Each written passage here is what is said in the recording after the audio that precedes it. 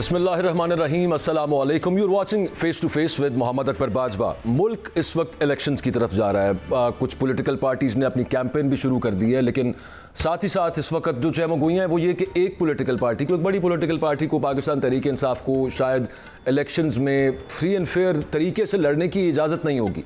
मतलब खुल के वो कैंपेन तो कर नहीं पा रहे अभी, और उसके अलावा कुछ कहा जाता है कि डिसीजंस हो गए हैं। जैसे पीपल्स पार्टी और JUI ने, फजलुर रहमान साहब ने और बिलावल साहब ने कहा कि हम नहीं चाहते कि इमरान खान जेल में हों और हम इलेक्शन लड़ रहे हों, लेकिन पाकिस्तान तहरीक इंसाफ के वो तमाम किरदार जो 9 मई के वाक़यात में मुलव्वस हैं, उनके बगैर पाकिस्तान तहरीक इंसाफ को इलेक्शंस में होना चाहिए। अब सवाल ये है कि देखा जाए तो वो तो तमाम पाकिस्तान तहरीक इंसाफ है कि जिसके बारे में कहा जा रहा है कि वो 9 मई के वाक़यात में मुलव्वस रही है। तो अगर एक पार्टी बाहर रहेगी या अगर फैसला कर लिया गया है और इस बुनियाद के ऊपर किया गया है, तो मोतबर कितने होंगे इलेक्शंस? क्योंकि जो सर्वेज हैं, और वो गैलप का सर्वे भी पिछले दिनों आपने देखा, ओवरऑल जो अवामी सर्वेज हैं वहाँ पर तो पाकिस्तान तहरीक इंसाफ की मकबूलियत काफ़ी ऊंची नज़र आ रही है हमें। तो ये तमाम सवालात हैं इनको, और फिर आगे बढ़ाएंगे बात को कि नवाज शरीफ साहब जो उनका एंटी एस्टेब्लिशमेंट बयानिया था, वो वापसी से पहले एक दफ़ा उन्होंने 2-3 दफ़ा उन्होंने ये बात की, और फिर उसके बाद अचानक वो मध्यम क्यों पड़ गया, वो ख़त्म क्यों होता जा रहा है। तो गेस्ट पैनल का आपके साथ तारुफ करवा दूँ। सीनियर जर्नलिस्ट मेरे साथ आज हसन साहब हैं, रज़ा रूमी साहब हैं और राना मुबशर साहब हैं। Thank you very much all, आप सबने वक्त दिया। सबसे पहले हसन अयूब साहब आपकी तरफ आऊँगा मैं। हैज़ इट बिन डिसाइडेड, ये फैसला है कि जो भी बंदा, अब चाहे केस है चाहे इल्ज़ाम है, 9 मई के वाक़यात में मुलव्वस है, ख्याल भी है, तो वो इलेक्शंस में नहीं जाएगा? देखिए, ये मुतालबा है जी इसका, अभी फैसला नहीं हुआ, लेकिन जाहिर बात है कि जब जो भी उम्मीदवार मैदान में आता है, जब इलेक्शन का प्रोग्राम अनाउंस होता है तो उसने अपने नॉमिनेशन पेपर्स फाइल करने होते हैं। जब नॉमिनेशन पेपर्स फाइल होते हैं तो फिर जो RO होता है, ये RO की बेसिकली स्वाबदीद होती है कि वो उनके पेपर्स को जो है वो मंजूर करे या उनको मुस्तरद करे। तो जो भी 9 मई में मुलव्वस है मुझे तो ऐसा लग रहा है कि उनके खिलाफ जो है इतराज़ात तो होंगे उनके ऊपर, और जब स्क्रूटनी होगी तो स्क्रूटनी में अगर चीज सामने आ गई तो पहले मरले में तो उनके कागजात नामजदगी मुस्तरद जरूर होंगे। उसके बाद फिर मामला जो है वो हाई कोर्ट पे चला जाता है या फिर सुप्रीम कोर्ट में जाता है। अगर वहां से कोई डिसीजन जो है वो रिवर्स हो जाए तो कोई मतलब मैं इस सवाल से कुछ कह नहीं सकता, लेकिन फर्स्ट राउंड में मेरा ख्याल है कि ज्यादा चांसेस ऐसे ही होंगे कि जिनकी कोई आप ये देखें कि 9 मई में कौन से लोग मुलव्वस हैं, वही लोग मुलव्वस। सारी तहरीक इंसाफ है इस तरह से तो हसन? नो। अच्छा, जियो फेंसिंग की गई है। जियो फेंसिंग में जो लोग वहां पर उनकी लोकेशंस मौजूद थी, जहां पर वो कॉल्स रिसीव करते रहे हैं, कॉल्स करते रहे हैं, उन स्पॉट्स के ऊपर वो लोग मुलव्वस हैं। ये तो वैसे जो है वो सियासी बात है कि जी तमाम लोग जो है वो पूरी तरीके इंसाफ उसमें मुलव्वस होंगे, ऐसे नहीं है। सर जियो फेंसिंग में तो इमरान खान साहब भी नहीं आए। JIT कहती है कि वो हैं मास्टरमाइंड है उस सब मामले के, और तहरीक इंसाफ एसेंशियली है ये इमरान खान का नाम। भाई साहब, बात ये है कि अगर आप अप्रैल 2022 के बाद से खाली इमरान खान साहब की तमाम जो स्पीचेस हैं वो ही उनको अगर आप जोड़ कर सुने तो ये चीज बड़ी वाज़ेह हो जाएगी कि वही जो है वो 9 मई के मास्टरमाइंड है। कभी उन्होंने बेसिकली क्या किया कि उन्होंने जो आप हमारे नौजवान थे उनके ज़हन को आलूदा किया अपने अफवाद के खिलाफ, और फिर एक मौके के ऊपर तो यहां तक वो ये क्या गुजरे कि उन्होंने कहा कि जो चेन ऑफ कमांड को फॉलो ना करें सोल्जर्स। यानी कभी ऐसी चीज आप सोच सकते हैं कि अगर आपके आर्मी चीफ जो है ना वो दाएं देखे तो 7 लाख फौज दाएं देखती है, आर्मी चीफ बाएं देखे तो 7 लाख फौज बाएं देखती है। तो ये एक मुनज़्ज़म इदारा है, इसके अंदर म्यूटनी का ख्वाब देख लिया।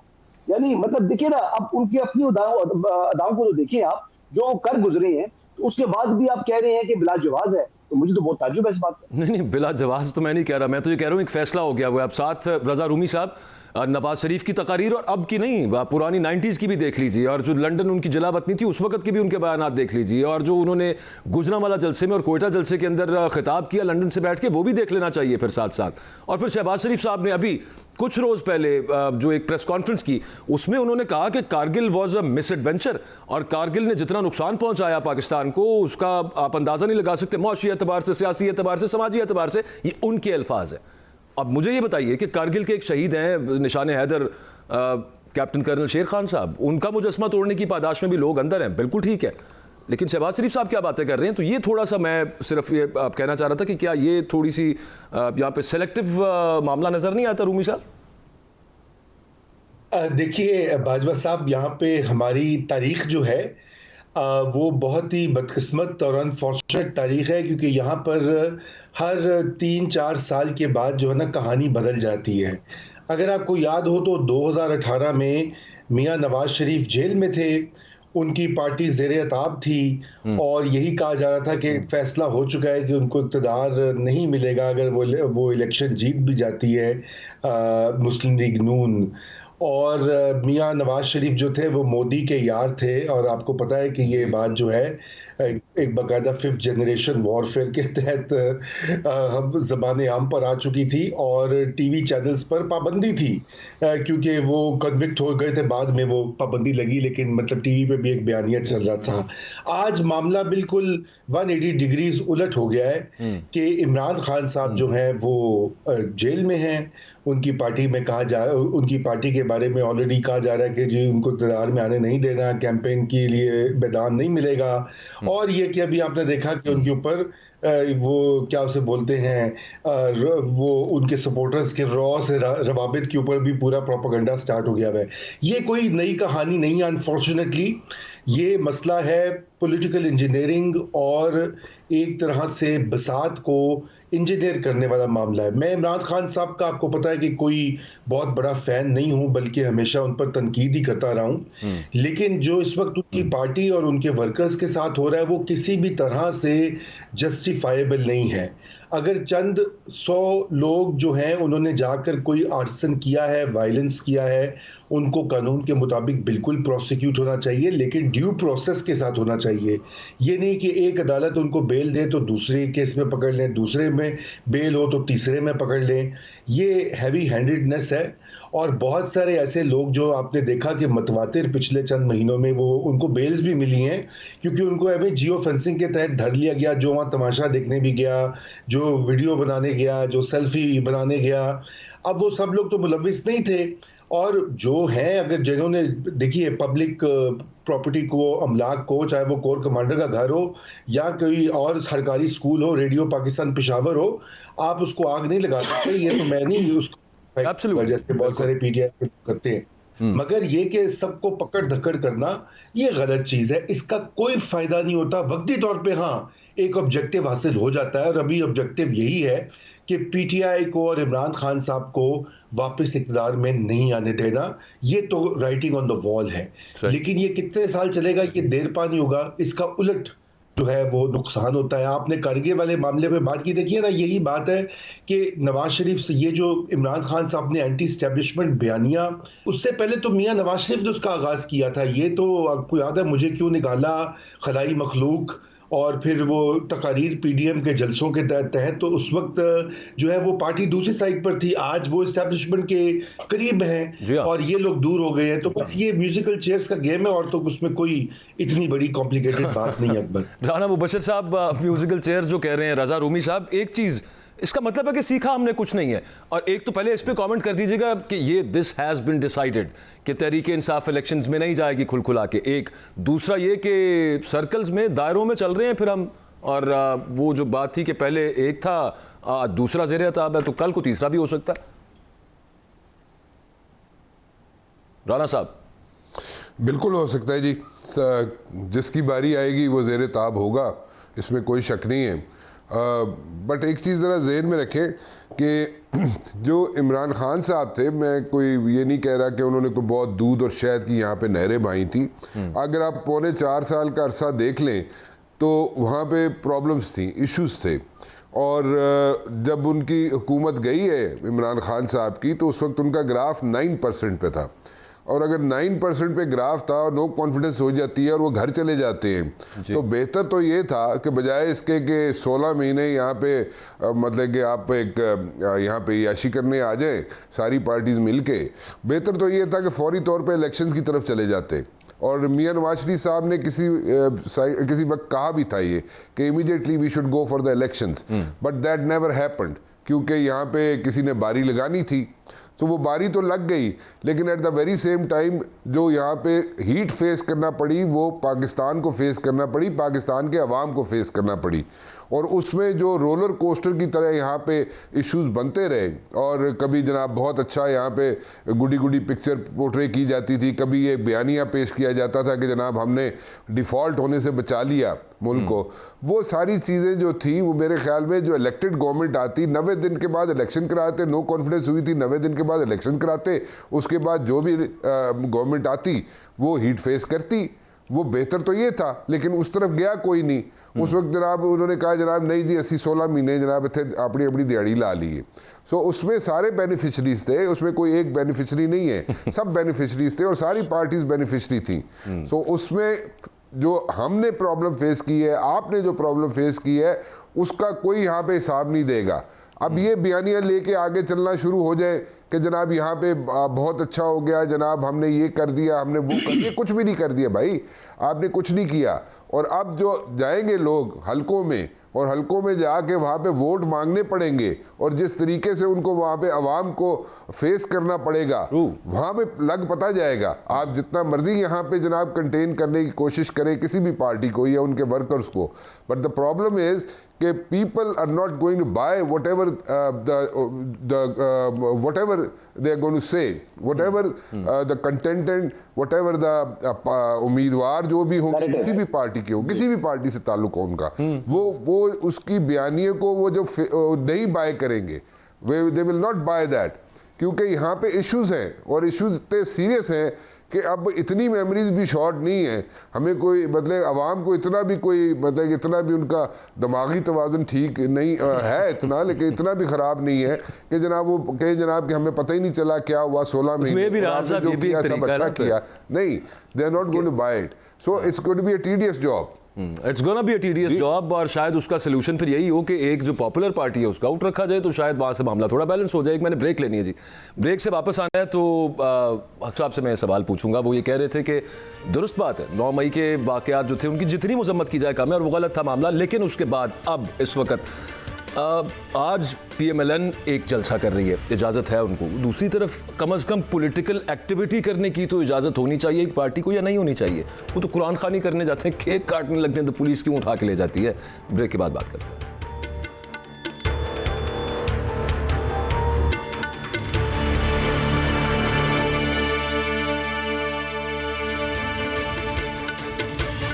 Welcome back. हसन अयूब साहब, even if just for the sake of optics, ऐसे सिर्फ खानापुरी के लिए सही कोई थोड़ी बहुत ही लेवल प्लेइंग फील्ड यहाँ भी होनी चाहिए कि नहीं होनी चाहिए?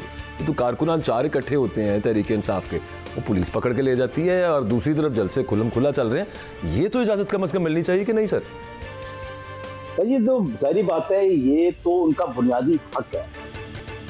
उनको असेंबल होना, किसी भी सियासी जमात का अगर 144 नहीं है तो वो असेंबल हो सकते हैं, और अगर कोई कर रहा है तो वो मुनासिब बात नहीं है। दूसरी बात ये मैं करना चाहूंगा कि राना मुबश्शिर साहब मेरे पहले डायरेक्टर न्यूज़ से जब मैंने जर्नलिज्म स्टार्ट किया था, तो राना साहब को बखूबी इल्म है कि वो 16 महीने के लिए की हुकूमत क्यों ली गई थी।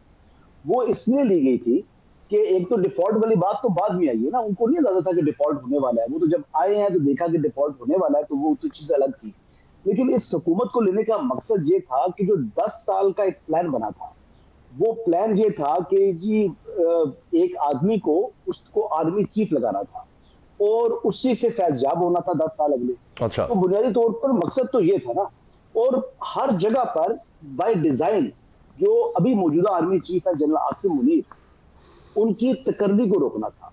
26 मई उनकी तकर्री को रोकने के लिए जो हुआ, 25 मई, उसके बाद अगर आप देखें तो उसके बाद जब ये अप्रैल में आए हैं, नवंबर में आए हैं, वो नवंबर वाला लॉन्ग मार्च किस लिए किया था, और फिर उस लॉन्ग मार्च का हुआ क्या?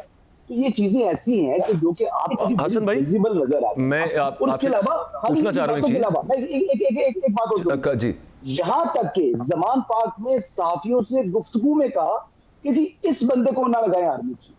तो प्रॉब्लम तो शुरू से था उनको, लेकिन फिर उसके बाद उन्होंने 9 मई कर दिया। अब जब 9 मई हो गया तो वो पाकिस्तान का 9/11 है। आप उसको लाइट ना लेके, वो माजी का किस्सा है, पारीना नहीं हुआ, और ना ही रियासत पाकिस्तान ने उसको भूला है। तो बात ये है बड़ी सिंपल सी कि आप ठीक है सियासत करें, लेकिन आप दहशतगर्दी ना करें।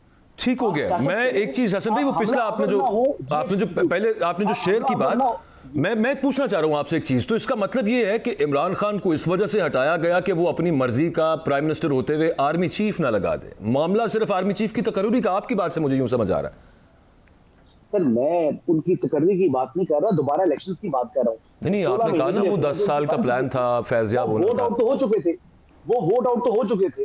देखिए ये तो बात सबको मालूम है कि जनरल बाजवा साहब अपनी एक्सटेंशन चाह रहे थे, ये तो आपको भी मालूम है ना। ये तो एक चीज थी कि जो इमरान खान साहब ने खुद भी कहा कि एक्सटेंशन चाह रहे हैं, तो फिर उसके बाद उन्होंने कहा कि जी बाद में उन्होंने पेशकश भी कर दी, लेकिन फिर जनरल बाजवा साहब ने एक्सटेंशन लेने से इमरान खान साहब से इनकार भी कर दिया। ये भी हकीकत है। और इसका इज़हार DGISI ने जो है अपनी प्रेस कॉन्फ्रेंस में किया था कि उन्होंने कहा जी कि इनडेफिनेट पीरियड के लिए उन्होंने जो है वो पेशकश करनी शुरू कर दी कि जी ठीक है आपको मैं आर्मी चीफ कर देता हूं। तो बेसिकली जब उनकी प्रीमियरशिप जा रही थी, लेकिन जब जो प्राइम मिनिस्टरशिप चली गई तो फिर उन्होंने जो है तो ये भी गुनाहों में आता है उनके, डबल करके दोबारा अटैक किया। ठीक। राणा साहब, आप हसन भाई जो बात कर रहे हैं वो कह रहे हैं आपको भी पता है ओवरऑल, मुझे तो उसमें से ही समझ आई है कि अपनी आर्मी चीफ ना लगा दें इमरान खान, इस वजह से सब मामला हुआ और फिर उसके बाद वो एग्जैसरबेट होता गया मामला। नहीं सर यही आपने नहीं, मैंने ये नहीं कहा, नहीं उसकी फ्लिप साइड तो यही बनती है। बात सिंपल सी है, देखिए ये मौजूदा आर्मी चीफ की तकर्री ना हो। अच्छा चलें यूं कर लें। जी राणा साहब देखिए एक बात बिल्कुल सिंपल है, बिल्कुल ठीक है कि इमरान खान ने जब यहाँ पे लॉन्ग मार्च भी शुरू किया और उस वक्त जब अपॉइंटमेंट बिल्कुल नज़दीक थी, 2-4 दिनों की बात थी, उस वक्त भी लॉन्ग मार्च जनाब उन्होंने शुरू किया। Basically that was a wrong move by Imran Khan. वो प्रेशराइज करना चाह रहे थे कि वाकई उनकी अपॉइंटमेंट ना हो chief of army staff Asim Munir की, लेकिन द पॉइंट इज़ कि उनके पास कोई कॉन्स्टिट्यूशनल राइट नहीं था। That was a wrong move on behalf of Imran Khan. उनको नहीं ऐसे करना चाहिए था, ठीक है, ये बात तो दुरुस्त है, इसमें कोई ऐसी दो राय नहीं है, इसमें आर्गुमेंट ही कोई नहीं है। माय पॉइंट इज कि देखें आप इमरान खान साहब की एक गलतियाँ नहीं 10 गलतियाँ हैं, ठीक है। अगर वो बैठ जाते, नो कॉन्फिडेंस हुई थी और उसके बाद जनाब वो जाके असेंबली के अंदर बैठ जाते तो बेनज़ीर भुट्टो 17 सीटों के साथ बैठी नहीं थी जाके असेंबली में, ठीक है, और इनके पास तो बहुत लंबी चौड़ी सीटें थी, बहुत लंबा चौड़ा नंबर था इमरान खान के पास, ठीक है। ये बैठ जाते तो क्राइसिस ना होता, ठीक है, और ये बड़ी स्ट्रॉन्ग ऑपोजिशन के साथ बैठते वहाँ पे इमरान खान, लेकिन उन्होंने नहीं किया। फिर उसके बाद KPK की हुकूमत तोड़ी, फिर पंजाब की हुकूमत तोड़ी। इनको मतलब कि एक के बाद दूसरी, दूसरे के बाद तीसरी गलतियों पे गलतियां करते रहे, इसमें कोई शक नहीं है, ठीक है। My point is different. My point is कि देखें वो तो बिल्कुल उनको सबको पता था कि वो जनाब नहीं चाहते थे कि जनाब ये अपॉइंटमेंट हो, इमरान खान कभी नहीं चाहते थे ये अपॉइंटमेंट हो, और उसका बैकड्रॉप है, उसकी हिस्ट्री भी है, ठीक है, वो उसमें जाने की जरूरत नहीं है। बट उन्होंने भी एक किसी वक्त में एक अच्छे सेंस में उन्होंने इमरान खान को, जब वो प्राइम मिनिस्टर थे, एक अच्छे सेंस में उन्होंने एक चीज़ उनको इंटीमेट की थी कि भाई this is what is happening in your family, ठीक है। सो वो उसको इमरान खान ने अच्छे तरीके से या उसको पॉजिटिव सेंस में नहीं लिया। That was Imran Khan mistake, ठीक है। इंस्टेड आप वहाँ से रिमूव करा देते हैं उनको, या रिमूव कराने की कोशिश करते हैं, व्हाटएवर, ठीक है। द पॉइंट इज़ कि आप 16 महीने के लिए, जब मैं 16 महीने की हुकूमत की बात कर रहा हूँ कि 16 महीने की हुकूमत के अंदर आप जो बयानियाँ लेके चलते रहे और आप जनाब सिर्फ एक घिसा पिटा रिकॉर्ड लगाते रहे और उसी को चलाते रहे कि जनाब यहाँ पे हम इसलिए आए कि मुल्क डिफ़ॉल्ट होने जा रहा था। वो बयानियाँ जो है अब इलेक्शंस में जब भी उम्मीदवार कहीं भी जाएगा, किसी भी पार्टी के, क्योंकि इस वक्त 16 महीने तो 13-14 जमातें बैठी रही थी। मैं राणा साहब इससे थोड़ा सा आगे आते हैं, थोड़ा सा आगे मैं आपसे एक चीज पूछना चाह रहा हूं। वो अवाम उसको बयानिए को बाय नहीं करेगी। बिल्कुल ठीक हो गया। मैं आपसे थोड़ा सा आगे पूछना चाह रहा हूं। अच्छा ये मैं नहीं कह रहा, ये आप नहीं कह रहे, हम लोग नहीं बात कर रहे, बिलावल भुट्टो जरदारी साहब कर रहे हैं। वो लेवल प्लेइंग फील्ड का शिकवा वो कर रहे हैं कि एक जमात को क्यों दी जा रही है, बाकियों को क्यों नहीं दी जा रही। ये नवाज शरीफ के हवाले से वो बात हो रही है कि जनाब ये कुछ ज्यादा ही चाहते हो गए, बहुत ही ज्यादा प्रेफरेंशियल ट्रीटमेंट सिर्फ इन्हीं को मिल रहा है। इसकी वजह क्या समझ आती है आपको? ऐसा लग रहा है कि जैसे वापस आएंगे तो एक मुजरिम है, उसको राहदारी रिमांड या हिफाजती जमानत नहीं मिलती, लेकिन वो भी मिल जानी, वो जलसा करने जाएंगे सीधा। देखिए हम लोगों की साइकी है, बिल्कुल ठीक है, ये जो बिलावल भुट्टो कह रहे हैं मैं उसका भी जवाब देता हूँ, लेकिन हम लोगों की साइकी है, अवाम की एक साइकी है। उनको जब पता चलता है ना कि एक बंदा जीतने वाला है या जीत जाएगा, तो वो जिन लोगों ने वोट नहीं भी उसको देना होता ना, वो भी दे देते हैं कि यार इन्हें कि वैसे ही जीत जाना है, तेनू ही दे दे वोट, ठीक है। सो वो एक तो साइकी है, ठीक है। दूसरा, कंड्यूसिव एनवायरनमेंट बिल्कुल बनाई जा रही है नून लीग के लिए, इसमें भी कोई शक नहीं है। जहां तक बिलावल भुट्टो जरदारी साहब का बात है, जब वो कह रहे हैं जनाब कि यहाँ पे लेवल प्लेइंग फील्ड नहीं है, लेवल प्लेइंग फील्ड से मुराद ये है कि आपने जो लिस्ट दी थी, पहले तो वहां से शुरू कर लेते हैं, जो पीपल्स पार्टी ने जो लिस्ट दी थी जिसमें केयर टेकर सेटअप के अंदर जो लोग लगवाने के लिए उन्होंने रिक्वेस्ट की थी, उसमें से तो 50% लोग भी नहीं लगे, नंबर 1। नंबर 2, बिलावल भुट्टो जरदारी साहब के जनाब वहां पे जो सिंध के अंदर जो अपॉइंटमेंट्स करवानी थी, उसमें जो रिक्वेस्ट की थी, उसमें से 10 अगर रिक्वेस्ट की थी तो उसमें से 2 कामयाब हुई बातें, यानी कि 2 उनकी रिक्वेस्ट मानी गई, 8 रिक्वेस्ट उनकी नहीं मानी गई। सो उनके इश्यूज डिफरेंट है। फिर उसके अलावा जितने पीपल्स पार्टी के लोग हैं उन सिर्फ वो तो हो गए राणा साहब, मैं तो ये पूछ रहा था कि नवाज शरीफ के क्या ऐसी कमालात हैं जिन्होंने अट्रैक्ट किया है, लेकिन उनके खिलाफ भी खुल गए। मैं तो अब ब्रीफली मैं फिर रजा भाई की तरफ जाना है, मियां साहब में क्या ऐसा पसंद आ गया अचानक, मतलब और वो एक्सेप्टेबल हो गए वो सब मामलात और वो सब चीजें भुला दी गई? मियां साहब इतने अच्छे कपड़े पहनते हैं, हेरिटेज जाते हैं, शॉपिंग करते हैं, इतने स्मार्टली ड्रेसअप होते हैं, और क्या बात है। मास्क भी बड़ा अच्छा लगाते हैं वो। रजा भाई क्या आगे आपको सदाकत अब्बासी साहब की वो एक वीडियो जो आई वो सुना है, उसके बाद वो वापस भी चले गए हैं, उन जहाँ से आए थे वो चले गए हैं। उस्मान डार साहब का मामला आपने देखा, प्रेस कॉन्फ्रेंसेस उससे पहले आपने देखी, आपको लगता है कि उनका कोई एज सच इफेक्ट आया पीटीआई के वोटर के ऊपर? और दूसरी तरफ जलसे जो इस वक्त जारी हैं पाकिस्तान मुस्लिम लीग नवाज के, which is touted as being the next party in power, वो इतने इम्प्रेसिव नहीं है रजा भाई कंपैरिजन के तौर पे। बात यह कि बहुत सारे ऐसे पीटीआई के लीडर्स हैं जिन्होंने बगैर प्रेस कॉन्फ्रेंसेस के भी किनारा कशी और खामोशी इख्तियार की हुई है। बहुत सारे लोग जो हैं वो रीवैल्यूएट कर रहे हैं कि क्या वाकई ही गलतियां हुई। जैसे अभी असम्बलियों का जिक्र किया, राना साहब ने कहा भाई आपके 151 मेंबर हों कौमी असम्बली में और आप उस इतने बड़े एसेट को छोड़ दें और बाद सड़क पे बैठ जाएं और कहें कि जी हम असम्बली को छोड़ते हैं, 2 सूबाई हुकूमतें हों, गिलगित बल्तिस्तान AJK में गवर्नमेंट्स हों, वो सारी आपके अपने हाथों से खुद ही सब कुछ गवा दें, तो ये भी कोई सियासी स्ट्रेटजी नहीं होती, ये भी कोई सियासी कामयाबी नहीं होती। खान साहब ने जो गलतियां की हैं आज उसका खमियाजा पीटीआई भुगत रही है, नंबर 1। दूसरा, आपने PMLN के जलसों की बात की, तो देखें वो तो बात अब अकबर तयशुदा बात है कि जो पिछले 17 महीने की परफॉर्मेंस है, कि ये भी राणा साहब कह रहे थे कि इतनी भी मेमोरी शॉर्ट नहीं होती, बिल्कुल नहीं होती, और लोग तो उससे गुजर रहे हैं। ये लम्हा मौजूद है जिससे कि लोग गुजर रहे हैं। 40% से ज्यादा तो ऑफिशियल महंगाई का रेट रहा है पिछले 6 महीनों में। फीकस आमदनी गिरी है पाकिस्तानियों की, करोड़ों लोग गुर्बत की लकीर के नीचे गए हैं। वर्ल्ड बैंक के आदादो शुमार दोहरा रहा, मैं खुद से ये नहीं खड़ा। और इस साल की जो एस्टिमेट है वो 1.7% है GDP की, यानी कि शरह तरक्की, और पाकिस्तान की आबादी जो है वो 2-2.5% के करीब से बढ़ती है, वो भी एक कंजर्वेटिव फिगर है। तो फीकस आमदनी पाकिस्तानियों की हिस्सा और भी गिरेगी अनफॉर्चुनेटली।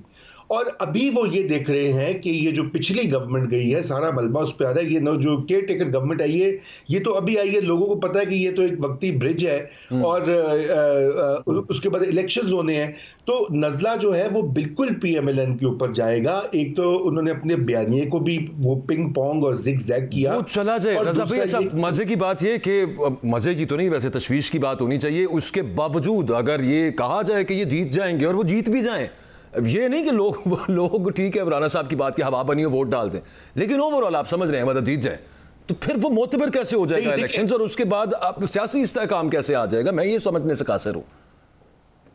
नहीं, मैं ये समझता हूं आपने जो पहले सवाल किया था कि पीटीआई को लेवल प्लेइंग फील्ड मिलनी चाहिए, उनके लोगों को, उनके कैंडिडेट्स को, उनके जलसों को वो इजाज़त होनी चाहिए। इस्टेब्लिशमेंट मेरे ख्याल से इसके ऊपर खुद भी सोच रही होगी, क्योंकि अगर ये बिल्कुल यकतरफा इलेक्शन होता है, बल्कि मियां नवाज शरीफ खुद, जहां तक मेरी इतलात है, वो भी इस बारे में इजहार तशवीश कर चुके हैं कि इस तरह के इलेक्शन में उसकी क्या फिर लेजिटिमेसी रहेगी अगर एक उनके सबसे बड़े सियासी हरीफ को मुकम्मल तौर पर गायब करके उसकी पार्टी को वो दे दिया जाए, तो ये तो एक और क्राइसिस बनेगा। 2013 में हम ये देख चुके हैं, उस वक्त तो खैर क्राइसिस था भी नहीं लेकिन बना दिया गया था।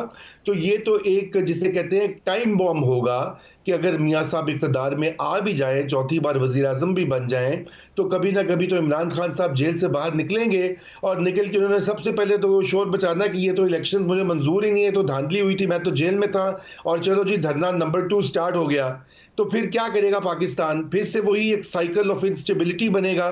तो ये सोचना चाहिए था ये बातें। उस वक्त भी उन्होंने इमरान खान को पीछे पुश करके वो धरना कराया था एक मुंतखब हुकूमत के खिलाफ, और इस बार जो है वो इस तरह के हालात क्रिएट कर रहे हैं कि उससे इमरान खान को कभी ना कभी साल बाद 2 साल बाद तो उन्होंने बाहर ही आना है ना। अब ये सारी उम्र तो वो नहीं रह सकते, कोई कानून और सुप्रीम कोर्ट इसकी इजाज़त नहीं देगी, इतने भी कोई संगीन वो नहीं है मुकदमात। तो अब बात ये है कि ये खुद सोचना चाहिए कि आप मुल्क को इस भट्टी में क्यों डालते हैं बार बार, हर 4-5 साल बाद आप क्यों एक ऐसा सिचुएशन बनाते हैं कि यहाँ पर एक सियासी जिसे कहते हैं इंस्टेबिलिटी और माशी जो है एक तबाही पाकिस्तान को हो। देखिए ना, पिछले 2016 से आज देख लीजिए 7 साल में तीन हुकूमतें आईं और ये तीनों बार इंजीनियरिंग कुछ ना कुछ हुई, ज़्यादा हुई कम हुई वो मैं छोड़ता हूँ आप सब की जो सवाबदीद पर, मगर उसका आज हम नतीजा भुगत रहे हैं कि डिफॉल्ट के करीब आ गए हुए हैं। और महंगाई और बेरोजगारी का जो आलम है कि एक मुल्क जिसमें इतना पोटेंशियल हो, उसकी चंद अशराफियां मुट्ठी भर सियासी और गैर सियासी वो मिलके इस मुल्क का ये हशर कर दें, बड़े अफसोस की बात है। और क्या सच तो बोलना चाहिए जी। नहीं, बिल्कुल ठीक बात है। अच्छा, एक फिर ब्रेक का वक्त है। ब्रेक से वापस आके एक मामला पता नहीं अजीब सा, वही जो मैं पहले बात कर रहा था कि प्रेस कॉन्फ्रेंसेस का कोई सच फायदा नजर तो नहीं आया, इंटरव्यूज का भी नहीं आया। कहा जा रहा है कि आगे एक और पता नहीं कोई बड़ा कुछ तबाहकुन किस्म का कोई इंटरव्यू के इंकशाफ पता नहीं क्या आने वाला है। ब्रेक के बाद बात करते हैं।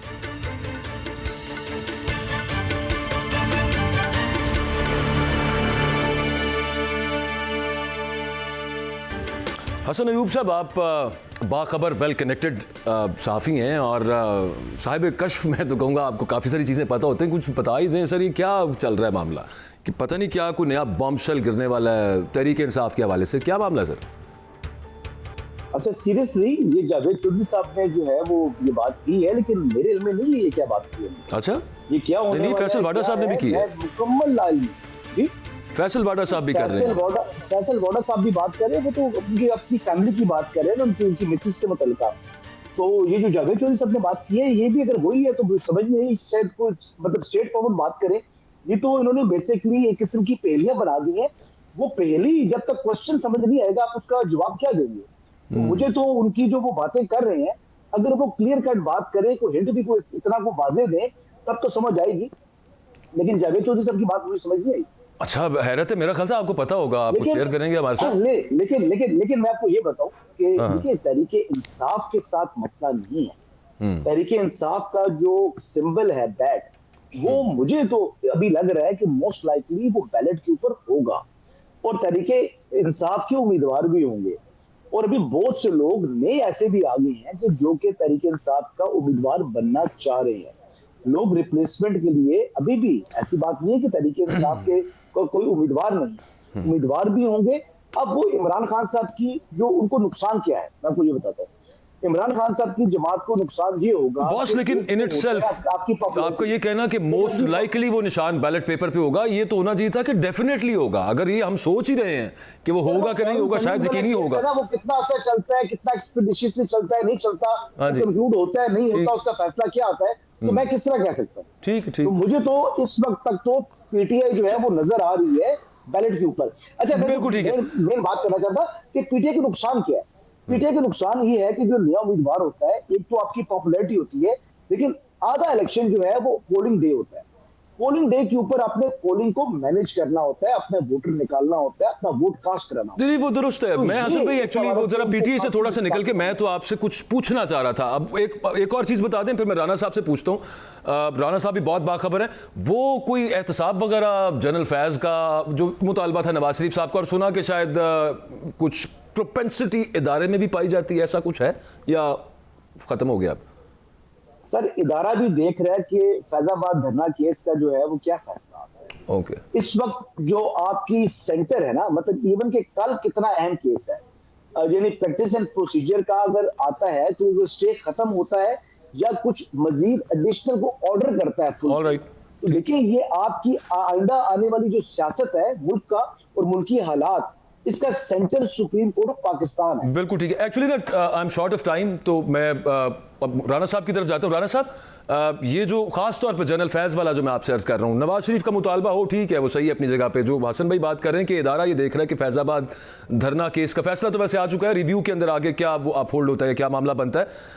एक आर्ग्यूमेंट ये आता है कि no one affords to do this, के मतलब दे कोई अकाउंटेबल रखे एक साबिक सीनियर ऐसे अहम ओहदों पर रहे हुए जर्नैल को, फिर तो ये रीत चल जाएगी या फिर नहीं चलेगी और एहतसाब का मामला हो सकता है। राना साहब, क्या मामला है?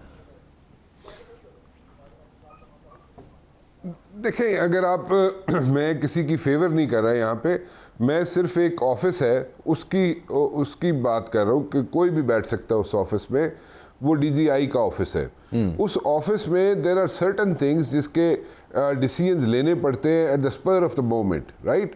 अब उसमें अगर आप फैसलों पे किसी को भी, मैं जनरल फैज़ की बात नहीं कर रहा, ना मैं उनकी फेवर कर रहा हूँ, मैं सिर्फ ये कह रहा हूँ कि उस ऑफिस में बैठ के जो भी लोग फिर वहाँ पे फैसले करते रहे हैं, अगर आज ये प्रेसिडेंट सेट होगा तो फिर कल जो है सब लोग जो है वो जिस तरह ब्यूरोक्रेसी जो है वो नैब की वजह से, एहतसाब की वजह से काम करना छोड़ देती है, तो फिर इस तरह तो फिर हर बंदा जो होगा, जो उस सीट पे बैठा होगा डीजीआई की पोजीशन पे, उसके लिए तो एक इशू बन जाएगा।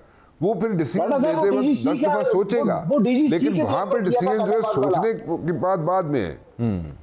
फैजाबाद वाला धरने में जो डीजीसी के तौर था, सर डीजीसी हो या डीजीआई हो, सर डीजीसी हो, सर गुजारिश ये है, देखिए गुजारिश ये है, चाहे डीजीसी हो चाहे डीजीआई हो, ठीक है, कोई भी बैठा होगा उस ऑफिस में, उस डिपार्टमेंट में, चलिए let me put it this way, कोई भी उस डिपार्टमेंट में बैठा होगा तो वो बैठ के वहाँ पे 10 दफा सोचेगा बैठ के। वो तो इमरान खान साहब जो है वो तो ऐसी, इमरान खान साहब ने ऐसी वहाँ पे गलत बात की है और उसका कोई सब्सटेंशियल एविडेंस नहीं था। वो डीजीसी का आप बात कर रहे हैं, जनरल